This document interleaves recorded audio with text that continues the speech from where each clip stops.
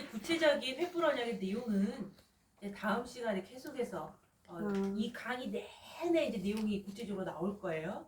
뭐 광야 노정도 다 횃불 언약의 내용에 들어가 있는 거고, 그렇죠? 그다음에 거기에 보면은 아브라함을 통해서 아브라함, 이삭, 야곱의 일생 이런 모든 노정들 이런 사실 재밌어요. 되게 은혜스러운 내용이에요. 그 광야 노정도 그렇고 그 모든 게 되게 재밌고 은혜스럽거든요. 그래서 그런 것들이 사실 이 횃불 언약 내용에 다 들어 있는데 그거가 전체적으로 내용은 나중에 살펴보는 거고 오늘은 아주 핵심적으로만 간단하게 살펴보는 거예요. 이 내용을. 그리고 사실 오늘 이번 두 번째 강의 중요한 거는 연대 계산이에요. 횃불 언약이. 네, 오늘 한 번에 해결이 안 돼도 한 번 들어놓으시면 다음 주에 내가 또 반복해서 저희들도요 처음에 이 연대 계산할 때 얼마나 힘들었는지 몰라요. 근데 이제 그거를 계속 하다 보니까 이제 머릿속에 성경이 어느 정도 이제 연대가 이렇게 쫙 이게 되어 있죠. 아, 이 사건이 이때 있었던 사건, 이때 있었던 사건 이렇게 사건이 어느 정도 정리가 되죠. 이 성경의 구약의 내용들이. 그러다 보니까 성경을 이해하는데 그 연결되는데 이게 신약하고 연결되는 게 더 이렇게 은혜 가운데 이게 뭐랄까 그냥 이게 하나님의 말씀이 진짜 역사라는 거는 스토리잖아 이야기잖아요. 뭐 이게 확 이렇게 더 이렇게 재밌게 와닿죠. 진짜 현실감 있게 그냥 이렇게 지식적으로만 있었던 말씀들이 더 확실히 연대를 해야 됩니다. 오늘은 연대 공부를 하는 거에 중점을 하도록 하겠습니다. 자, 횃불 언약은 한 개인과 가정을 통해 역사하시던 하나님의 구속사가 이제 한 민족을 통해서 전 세계적으로 확대되는 전환점이 이루어진 것으로 구속사적으로 마이크 드세요. 네. 구속사적으로 기념비적인 언약이 아주 횃불 언약이 되도록 하겠습니다. 횃불 언약의 내용을 한번 보면요. 이 횃불 언약을 체결한 그 시점이 언제인지 알아야 돼요. 그 창세기 15장에 보면 하나님께서 아브라함에게 나타나셔서 15장에서 횃불 언약을 체결하시는데요. 이 언약을 체하기 전에 아브라함한테 무슨 일이 있었냐면요. 14장에서 엄청난 그 연합 공간에 전쟁이 있었어요. 그 롯을 구하는 장면 기억나시죠? 14장에. 예. 그거를 해서 가신 380명 이끌고 가가지고 세계 전쟁이에요. 세계 전쟁을 세상 380명 이끌고 가가지고 이겨갖고 승리해서 온 거예요. 이건 기적적인 사건이에요. 은혜로. 근데 이제 그렇게 해놓고 왔지만은 롯을 구해갖고 왔지만은 이제 두려움이 임한 거야. 야, 내가 이거 세계 전쟁에서 내가 이렇게 뒤집어놨는데 이 사람들이 다 연합해가지고 우리를 다 이렇게 우리 후손들 아니 우리 여기 가족들 그쵸? 뭐 아직은 후손이 없을 때니까 우리 가족들을 다 멸절시키면 어떡하네 그 두려움이 막 임한 거예요. 그 공포에 사로잡혀 있을 때 그리고 하나님의 아브라함에게 아직 자식을 안 주셨을 때거든요. 그러니까는 야 이거 나 자손도 없는데 이거 어떡하나 이 자손 없는 거에 지금도 우리가 자식 없으면 굉장히 저기 한데 옛날에나 또 구약의 집안에 애를 못 낳았을 때는 이때 아브라함 때는 더하죠. 이거에 대한 그 낙심 굉장히 마음이 힘들 때 낙심되어 있을 때 두려운 공포와 자식이 없어서 힘들 때 이때 하나님이 나타나셔가지고 하신 말씀이 아브라함아 내가 너한테 자손도 주고 가나안 땅 줄 거야 이렇게 다시금 소망을 주시는 약속이에요. 그래서 아브라함의 마음 가운데 있는 모든 이 공포와 낙심을 없애주셨죠. 왜냐하면 여기 창세기 15장 1절에 이후에 이렇게 돼 있죠. 이후라는 것은 14장의 그 전쟁 그걸 치른 이후에 말하는 거예요. 여호와 말씀이 이상 중에 아브라함에게 임하여 가라사대 아브라함아 두려워 말라. 왜 두려워 말라 그러시는 거예요? 두려워가지고 있으니까. 내가 너 방패야. 걱정하지 마. 내가 다 막을 거야. 어떤 동방의 연합군 못 들게 방패야. 그리고 내가 너의 큰 상급이야. 이건 무슨 말씀이냐면 저기 시편 127편 3절에 보면 자식이 태열매가 상급이잖아요. 우리한테. 그러니까 하나님이 아브라함에게 상급이 되어주시겠다는 것은 너한테 자식 줄 거야 내가. 그 말씀인 거거든요. 그러니까 아브라함의 그 낙심된 마음을 위로해 주시고 힘을 주신 거죠. 이렇게 해서 하나님이 이제 여기서부터 본격적으로 이제 약속을 쭉 15장에서 이렇게 말씀하십니다. 그래서 자손에 대해서 말씀하실 때 아직 아이가 없을 때인데도 경건한 자손을 주시는데 뭐라고 말씀하시냐면 아브라함이 이때까지만 해도 맨날 내 몸종 엘리에셀 그냥 그렇게 해서 후사가 되게 하겠습니다. 이 횃불 언약을 이따 계산하기 전에 84세를 체결하거든요. 그럼 나이가 언약을 체결할 때 그때 할아버지인데 그때까지 애가 없으니 마음을 아예 자식 후손에 대한 이걸 내려놓은 상태죠. 그리고 아내는 10살 어린 74세인데 할머니인데 아무리 옛날이어서 더 젊고 한다 할지라도 소망이 없죠 사실은. 근데도 하나님께서는 누구를 통해서 담당할 경건한 자손의 선택에 대해서, 그러니까 네 몸에서 날짜가 네 후사가 될 거야 아브라함한테 딱 말씀해 주시고, 그리고서 야 네 자손이 얼마나 많으냐면 하늘의 물별같이 많은 거야. 이렇게 해서 약속을 하신 거예요. 야 하나님의 말씀으로 먼저 이렇게 약속을 하십니다. 그리고 또 땅에 대해서 약속을 하십니다. 아직 땅이 없을 때예요. 아브라함이 가나안 땅에 지금 이방인으로 들어와서 살고 있는 거잖아요. 75살에 명령에 순종해가지고 창세기 12장에 보면 가나안 땅 세겜에 들어가긴 했지만은 지금 땅 한 편도 없을 때예요.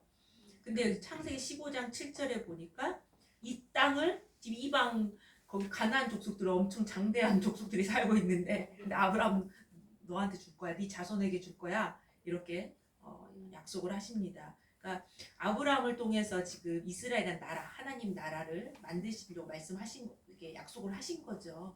예, 땅하고 자손을 주겠다 약속을 하신 거죠. 그리고 이게 이제 핵심 약속이고요. 자손하고 땅을 주시겠다고 약속하신 게 핵심 약속이고, 이래야지만 하나님 나라가 이루어지잖아요.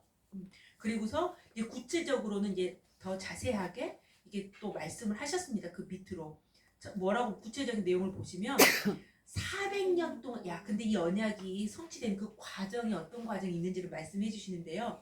400년 동안 이방에서 객이되어서 괴롭힘을 받다가 큰 재물을 이끌고 나오게 됩니다.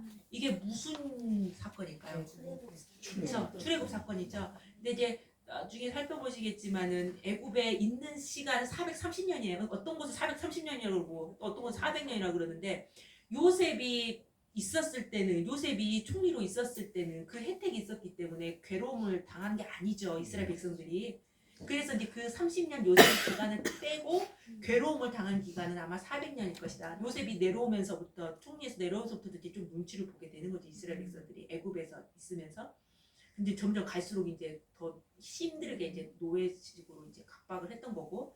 근데 어쨌든 여기서 400년 동안 애굽 생활 종살이 할 것을 말씀하시고, 하지만 큰 재물을 이끌고 나올 것이다. 그러니까 미리 이미 이렇게 약속을 하신, 말씀을 하신 게 횃불 언약. 아직 아브라함 자손도 없는데 말씀하신 거예요. 그리고 야 아브라함아 너는 장수할 거야. 그러다가 평안히 조상에게 돌아간다 그러고, 또 가나안 땅에 돌아오는 것이 이방의 객이 돼서 애굽으로 들어가는데 다시 돌아오는데 몇 대 만에 이루어진다고. 그 돌아오는 게 4대 만에 이루어진다. 이 4대도 나중에 이 4대에 대해서 자세히 살펴볼 겁니다. 그리고 가나안 땅의 지경까지도 말씀을 해주십니다. 너하고 너 자손한테 애굽 가면서부터 큰강 요구를 아주 자세하게, 그러니까 언약이 그냥 땅하고 자손만 줄 거야 이렇게만 말씀하신 게 아니라 아주 구체적으로 하나님이 아브라함에게 약속을 하셨습니다. 실제로 이 언약대로 다 성취가 돼서 그 언약 성취 과정을 저희들이 한번 다 살펴보는 겁니다.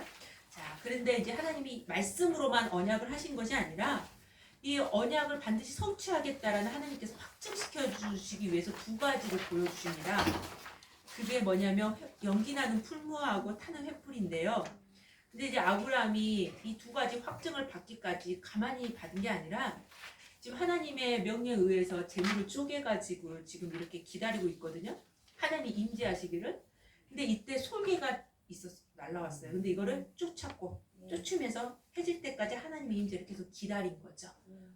이제 저희들이 예배 드릴 때나 뭐 이럴 때 순간순간 생각으로 이렇게 자꾸 잡생각이 이렇게 들잖아요. 예배 집중하지 못하게끔 안 좋은 생각이나 그런 거를 빨리 내쫓아야 되는 거죠. 그러니까 빨리 솔개 빨리 내쫓아야 되고, 그리고 어쨌든 아브라함이 이렇게 쫓으면서 하나님 임재를 기다렸고, 그랬기 때문에 하나님께서 연기나는 풀무도 보여주시고 타는 횃불이 쪼갠 고기 사이로 확 지나가는 거, 직접 횃불이 나타나가지고 지나가는 것을 보여주신 거. 이게 이 횃불 언약을 어떻게 내가 너한테 약속한 거, 이거 자손하고 땅 이 약속 어떻게 내가 성취시켜 줄 것인지를 하나님이 보여주신 거죠. 확증하는 게 두 가지죠. 연기나는 풀무.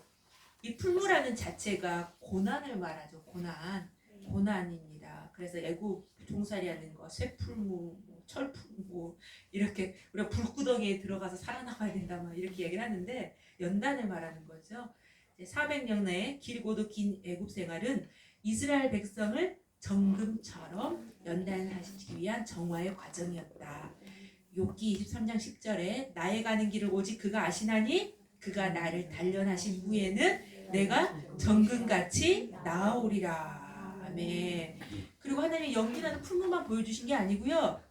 그것만 보면은 두렵죠. 앞으로 우리의 고난이 닥친다 그러는데, 근데 타는 횃불도 함께 보여주신 거예요. 횃불은 하나님의 임재를 상징하죠. 이사야 말씀을 볼 때 62장 1절에서 이사야 62장 1절에서는 예루살렘의 구원이 횃불같이 나타난다고 말씀하셨어요. 그렇죠? 그러니까 이 횃불 자체가 하나님의 임재의 상징입니다. 거룩한 자는 불꽃이라.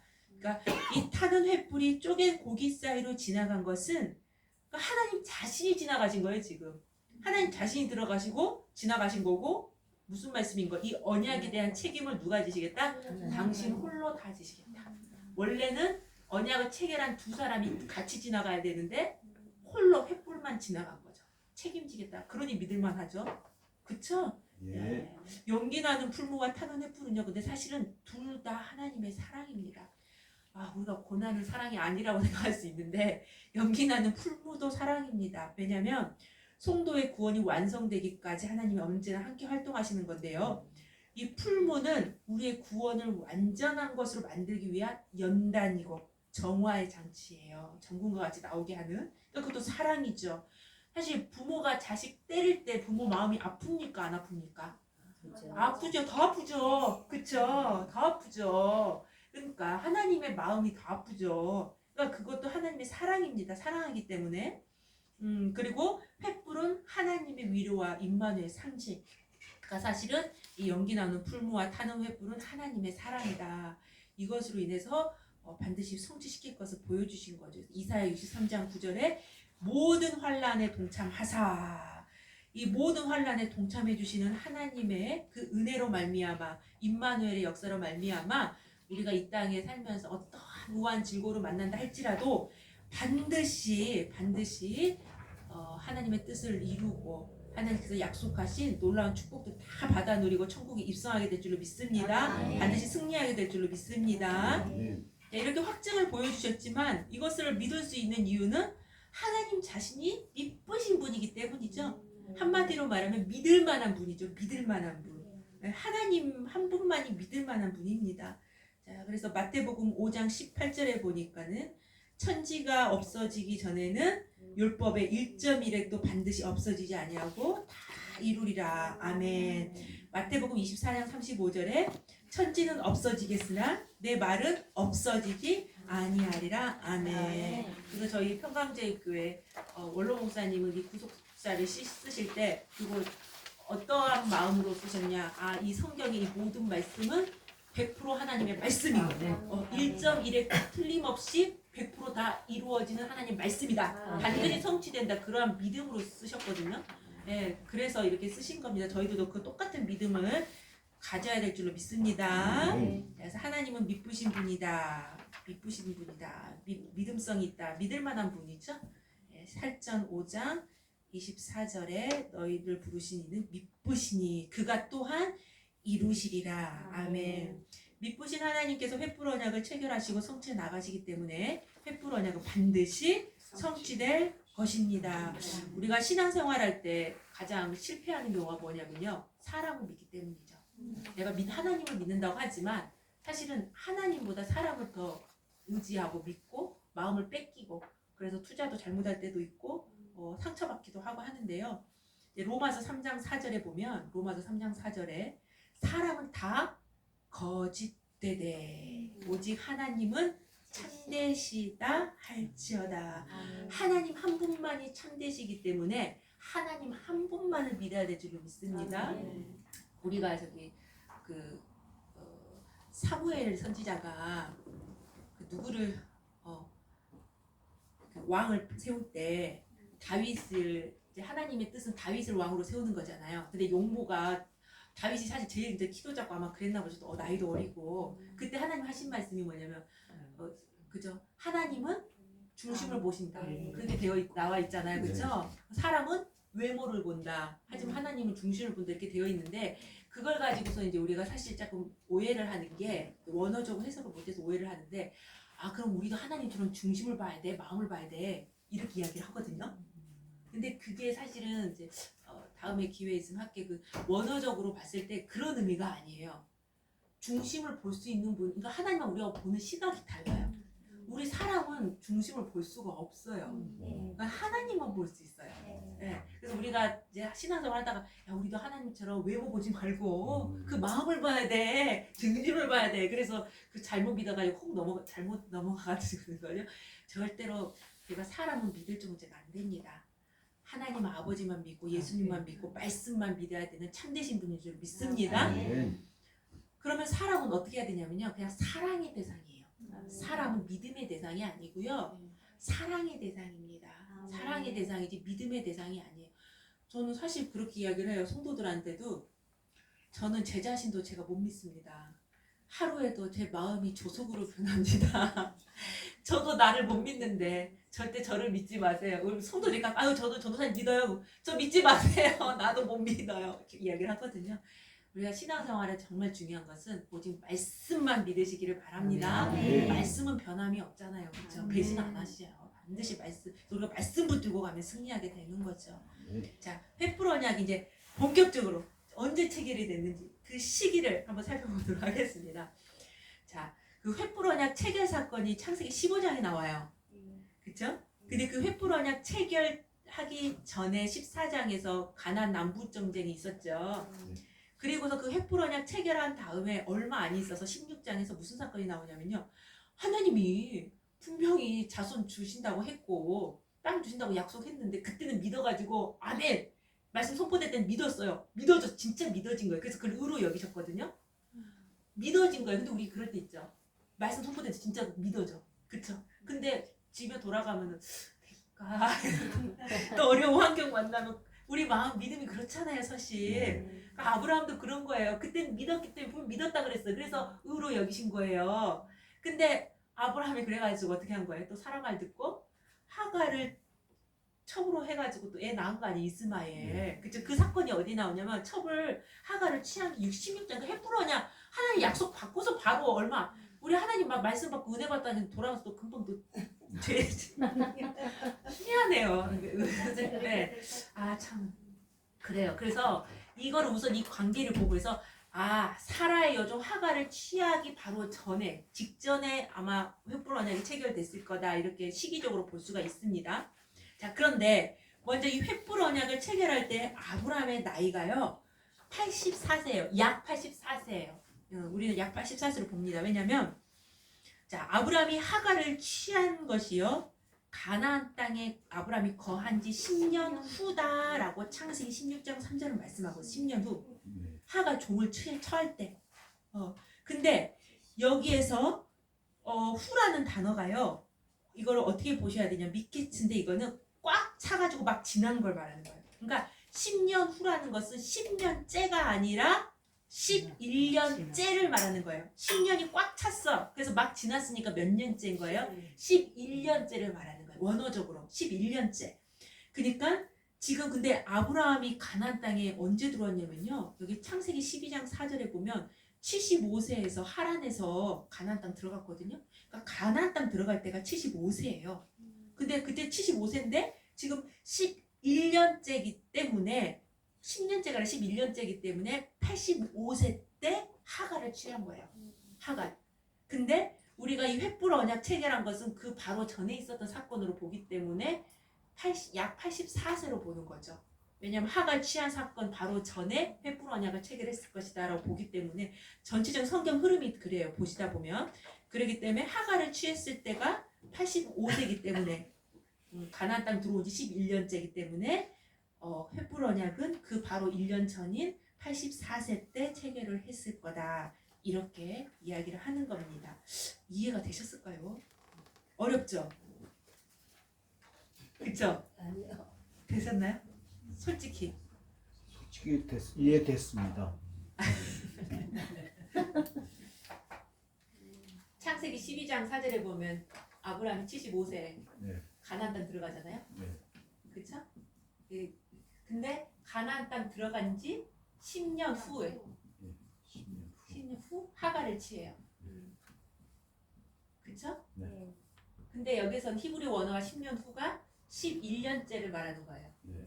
이게 후라는 게 꽉 차서 지났다 이런 의미니까 10년 꽉 채우고 11년째를 말하는 거예요.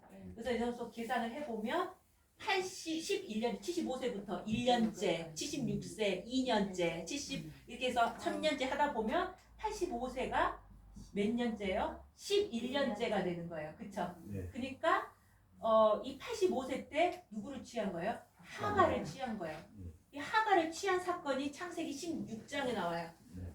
근데 횃불 언약 이 사건 바로 전에 있었던 사건이다. 15장으로 보는 거죠. 네. 그랬으니까 하가를 취할 때 16장이 85세이기 때문에 그 바로 15장 횃불 언약 체결할 때는 84세였을 것이다 라고 우리가 생각을 하는 겁니다. 왜냐하면 그러니까 하갈 사건을 통해서 연대를 대충 설명해 주셨기 때문에 그러니까 아브라함이 가나안 땅 들어와가지고 한 일들이 쭉 있거든요. 근데 그런 성경 전체적인 내용을 보면은 84세쯤 됐을 것이다. 이 언약을 체결했을 때가. 그리고 85세 때 가나안 땅 들어온 지 11년째 하갈을 취한 거다. 이렇게 한 거죠. 그리고 그 이스마엘은 아브라함 86세 때 이제 나왔겠죠. 예, 그렇게 됩니다. 예. 다음에 또 할 거예요. 계속 연대 이거 계산은 그러니까 그러니까 이제 대략 아브라함 몇 살 때 이 언약을 체결하셨다? 84세 때 언약을 체결하셨다. 이것만 우선 머릿속에 기억을 지금 하고 계시면 됩니다. 근데 여기서 중요한 게 뭐냐면 그러면 그 아브라함 84세 때는 연대로 언제냐? 도대체 연대가 어떻게 되느냐? 과거에 주전 우리가 지금 주후를 살고 있잖아요. 그럼 주전 몇 년도가 될까? 이 언약을 체결할 때가 아브라함 84세 때가 바로 2082년이에요. 주전 2082년. 근데요, 이 2082년을 계산할 수 있는 가장 중요한 핵심 사건이 뭐냐면 출애굽 사건이에요. 성경에서 이 출애굽에 대해서 연대를 계산할 수 있도록 나와 있는데 사실은 이 출애굽 사건 내용 자체가 어디 안에 무슨 언약 안에 있는 내용이에요? 횃불 언약. 횃불 언약에서 약속했잖아요. 네 자손이 400년간 고생 당하고 큰 재물이 들고 나올 거야. 그쵸? 근데 그게 4대 만에 이루어질 거야. 이미 횃불 언약에 약속하신 사건이에요. 출애굽 사건은 아브라함한테 한 500년 전에 약속하신 거 출애굽. 근데 그 약속하신 그 내용대로 지금 출애굽이 이루어진 거거든요. 그러니까 이 횃불 언약 안에 있는 연결된 사건이 출애굽 사건은. 근데 이 성경에 보면은 이 출애굽의 연대를 계산을 해서 횃불 언약 연대를 계산할 수 있도록 할 수가 있어요. 연결고리가. 그래서 중요한 게 뭐냐면 출애굽의 연대를 계산을 하면 횃불 언약 체결할 때 연대를 계산할 수가 있어요. 네, 이게 연결이 됩니다. 어떻게 되냐면 가장 그러니까 이제 보시겠습니다. 횃불 언약 체결할 연대가 주전 2082년이에요. 지금 제가 먼저 답부터 말씀드리는 게 그리고 이게 이때가 아브라함 84세예요. 그렇죠? 근데 이것을 찾아낼 수 있는 키워드가 중요한 사건이 뭐냐면 출애굽 연도예요. 네, 출애굽 연대. 네. 그리고 중요한 성경 구절이 뭐냐? 왕상 6장 1절이에요. 네, 출애굽 연대인데 이 출애굽 연대를 계산할 수 있는 것도 또 열왕기상 6장 1절이에요. 왜냐면 자 보겠습니다. 출애굽 연대 이걸 열왕기상 6장 1절을 통해서 출애굽 연대가 딱 나와 버리면 횃불 언약 체결한 연대를 찾을 수가 있어요. 아주 쉽게. 그러니까 먼저 출애굽 연대를 알아야 되는데 출애굽 연대를 어떻게 할 수 있느냐? 왕상 6장 1절 한번 보시겠습니다. 열왕기상 6장 1절. 이게 그래서 전체적인 구속사의 연대를 정리하는데 너무나 중요한 성경 구절이 열왕기상 6장 1절이에요. 자, 읽어볼게요. 제가 이스라엘 자손이 애굽 땅에서 나온 지 480년이요. 솔로몬이 이스라엘 왕이 된 지 4년 15월 곧 2월에 솔로몬이 여호와를 위하여 전 건축하기를 시작하니라. 지금 솔로몬 성전 건축을 이야기하는 거죠. 그러니까 여기서 이야기하는 것은 뭐냐면요. 성전 건축 시작점을 우리한테 알려주고 있어요. 성전 건축, 야 솔로몬 성전 건축을 언제 시작했냐면 두 가지로 설명하고 있어요. 언제 시작했냐면 애굽에서 나온 지 480년이 지났을 때 성전 건축 시작했어. 그리고 또 한 가지는 솔로몬이 왕이 된 지 4년 됐을 때 시작한 거야.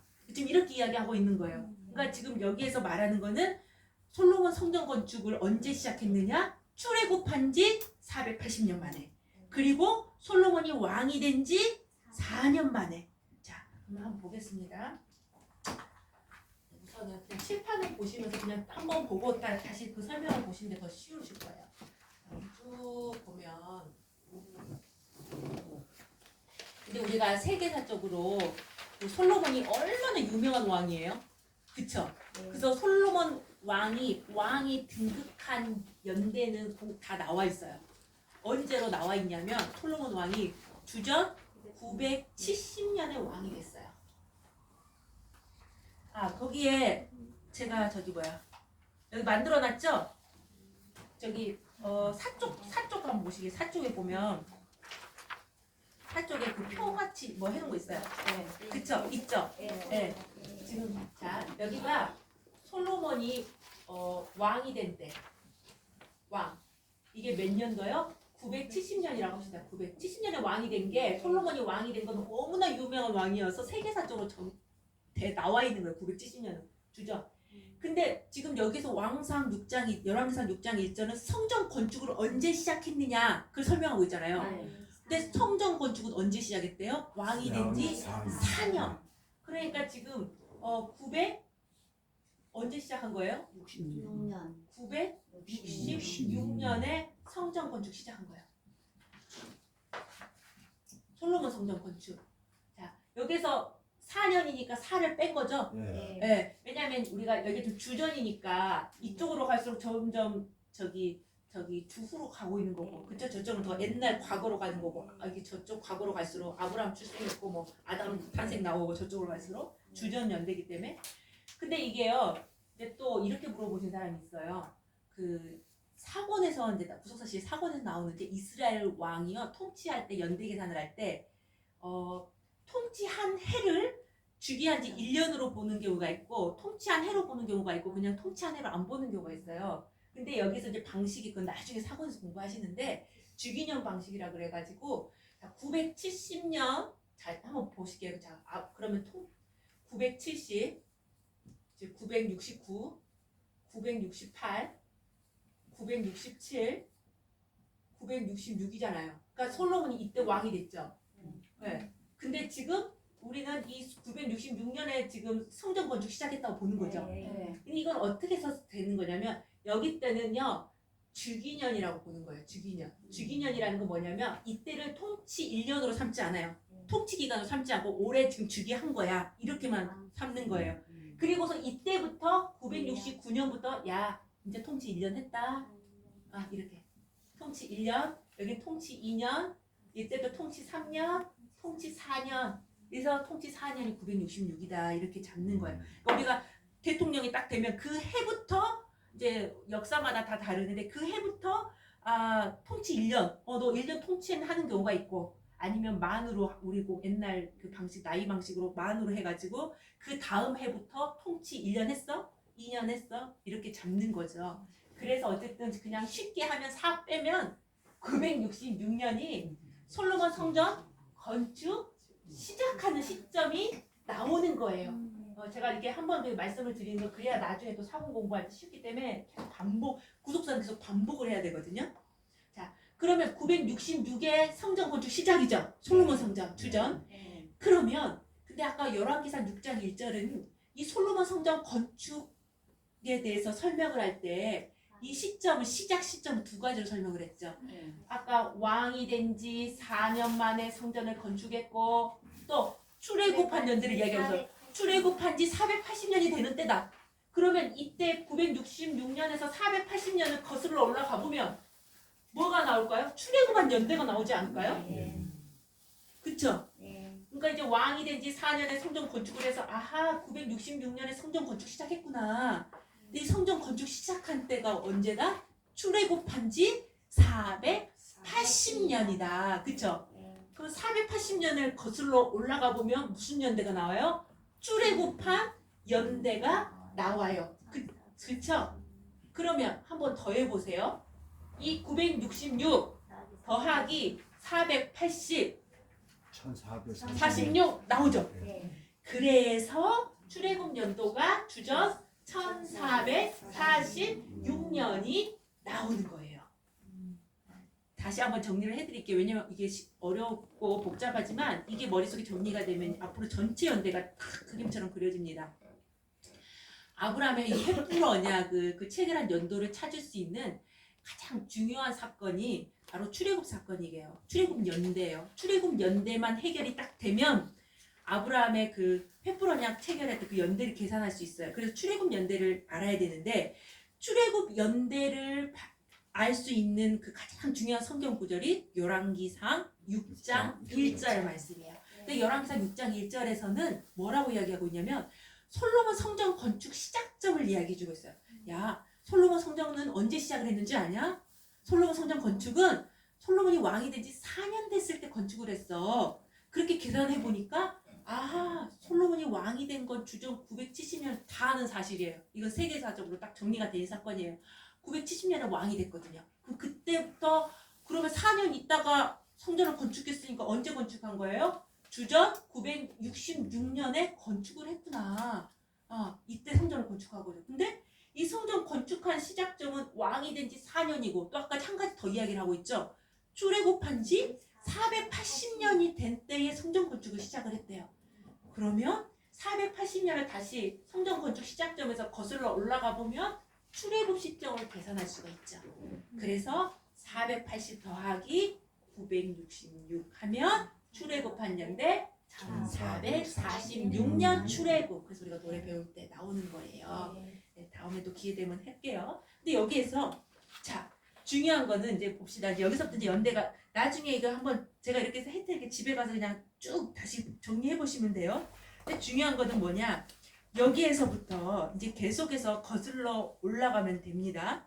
자, 예굽에 들어갈 때가 그러면 이때 출애굽이었어요. 그러면 여기서 이제 애굽 생활이 있을 거 아니에요. 네. 애굽을 430년 동안 종살이했죠. 네. 그래서 400 좀 간격이 안 맞지만 이해해 주시기 바랍니다. 네. 480년 이만큼인데 430년은 이거밖에 안 돼요. 네, 430년간 애굽에 있었잖아요. 네. 그러니까 그러면 애굽에 들어갈 때 있죠. 네.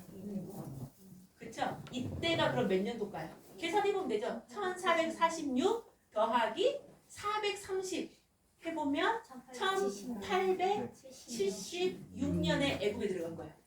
근데 여기서 중요한 거 뭐냐? 야곱이 그때 70까지 이끌고 들어갔을 때 바로 앞에 서서 뭐라 그러냐면 내 나이가 130입니다 이랬어요. 네. 그쵸? 네. 그러니까 애굽에 들어갈 때 야곱의 나이가 몇 살이에요? 130세. 130세. 이 야곱 130세 애굽 들어갈 때가 몇 년도? 주전 1876년. 그러면 야곱은 누가 낳았어요? 이삭. 이삭이 낳았죠. 네. 그리고 이삭은 누가 낳았죠? 아브라함. 아브라함이 낳았죠. 네. 그래서 이제 연대 계산을 해가면 됩니다. 그러면 야곱은 몇 년도에 태어났을까요? 야곱 130살이 1876년이니까 네. 야곱이 몇 살에 태어났는지 한번 연대 계산 해보세요. 2006년. 야곱 출생. 그쵸? 그 1876에다가 130을 더하면 야곱 출생 연도는 2006년이 나오는 거예요. 2006년에 그래서 야곱이 태어난 거예요. 이해가 됐을까요? 그냥 들으세요.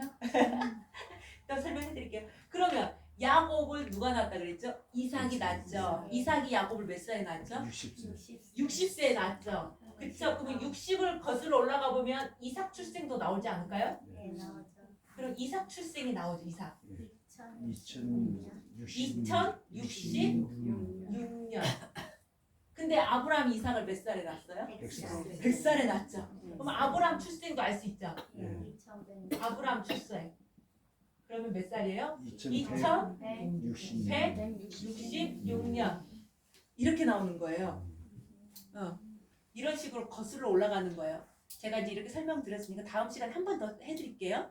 집에 가셔서는 이제 제가 설명 자세히 해놓은 거를 다시 이렇게 보면서 표를 보시면서 되겠어요. 자, 그러면 아브라함의 출생이 2166년 아브라함 출생이 나온 거에서 우리 아까 노래 한번 불렀던 2166년 아브라함 출생 이렇게 나오는 거예요. 근데 우리가 아브라함이 몇 살에 횃불 언약을 체결했죠? 84세. 84세에 체결했죠. 그러면 2066 어디 84세니까 여기 아브라함 84세 때 언약을 체결했단 말이에요. 네. 2066년에서 84를 어떻게 해요? 빼주면 되죠. 네. 그럼 몇 년도가 나올 거예요? 2166에다가 84세 때 언약 체결해서 84를 빼보면 2082년이 나오는 거예요. 그래서 그게 제가 지금 책에도 자세하게 나와 있긴 한데 저는 이제 애들을 하도 많이 가르치다 보니까 이렇게 하는 방법이 제일 빨리 찾는 방법입니다. 2082년에 저기 횃불 언약을 체결하게 됩니다. 자, 다시 한 번만 정리를 해드릴게요. 반복해서 왜냐면 이게 정리가 돼야 앞으로 사사시대, 광야, 노정 이런 거 이게 다 나오는 거예요. 이 모든 지금 그리고 이렇게 하다 보니까 우리가 족보에 저기 전도사님하고 정유준 전도사님하고 창세기 족보 하셨잖아요. 그거에서 그래서 저기까지 나오는 거죠. 아담 출생연도까지 나오는 거예요. 네, 그게 연대가 다 연결이 그때부터 구속사 연대가 쫙 이렇게 연결이 되는 거죠. 자, 아브라함이 횃불 언약을 언제 체결했느냐? 84세 때 체결을 했습니다. 근데 그때 그 연도를 어떻게 찾을 수 있느냐 봤더니 그 횃불 언약은 출애굽 사건과 연결되어 있는데 이 횃불 언약의 연대를 찾을 수 있는 가장 핵심적인 연대가 출애굽 연대다.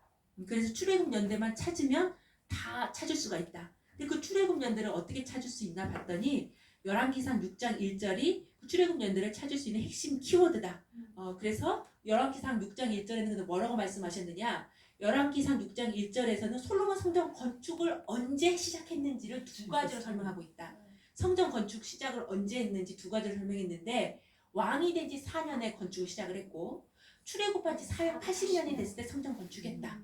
근데 왕이 된 지 970년은 모든 사람들이 다 알고 있는 연대다. 세계적으로. 너무 유명한 왕이어서 솔로몬 왕은. 그랬으면 성전 건축은 언제 했다? 4년 지났으니까 966년에 성전 건축을 한 거다. 주전.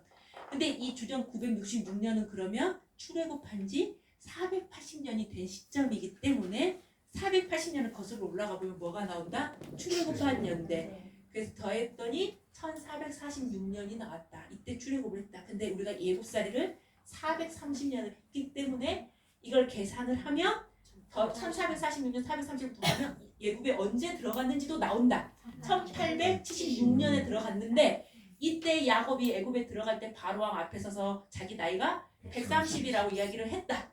그랬기